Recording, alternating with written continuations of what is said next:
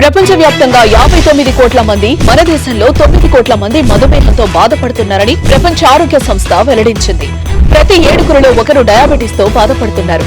భవిష్యత్తులో ప్రతి 7గురిలో 4 అయ్యే అంచనా. డయాబెటిస్ మీద పూర్తి అవగాహన అందించి డయాబెటిస్ నుంచి తెలుగు ప్రజలను కాపాడే ప్రయత్నం చేస్తోంది సుమన్ టీవీ.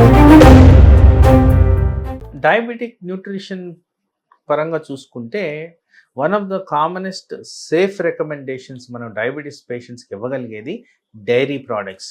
డైరీ ప్రోడక్ట్స్లో బాడీకి సంబంధించిన friendly protein, friendly fatty acids అనేవి న్యూట్రిటివ్ వాల్యూస్ బెటర్గా ఉంటాయి. ఫర్ ఎగ్జాంపుల్, మిల్క్ ద్వారా వచ్చే మనకి ప్రోటీను, మిల్క్ ద్వారా వచ్చే విటమిన్, మిల్క్ ద్వారా వచ్చే కార్బోహైడ్రేట్స్ కూడా మనకి బాడీకి పర్టికులర్గా డయాబెటిక్ ఓరియంటెడ్ పేషెంట్స్లో బెటర్ మెటబాలిజం ఉంటుంది. దానివల్ల బెటర్ బెనిఫిషియల్ ఎఫెక్ట్స్ ఉంటాయని కూడా మనం ఎవిడెన్స్గా చూస్తున్నాం.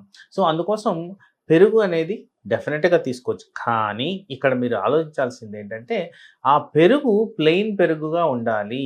అంటే స్వీటెండ్ పెరుగు అనేది చాలా ఎక్కువగా దొరుకుతుంది.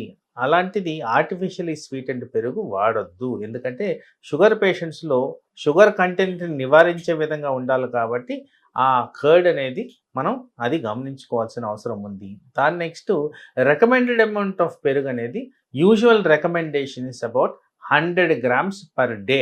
100 grams కన్నా ఎక్కువగా మనం పెరుగు తినకూడదు. ఎందుకంటే పెరుగులో ఉన్న క్యాలరీస్తో పాటు ఫ్యాటీ యాసిడ్స్ కూడా ఉంటాయి కాబట్టి ఆ అమౌంట్ ఆఫ్ రిక్వైర్మెంట్ ఆఫ్ కర్డే తీసుకోవాలి, అంతకన్నా ఎక్కువగా తీసుకోకూడదు.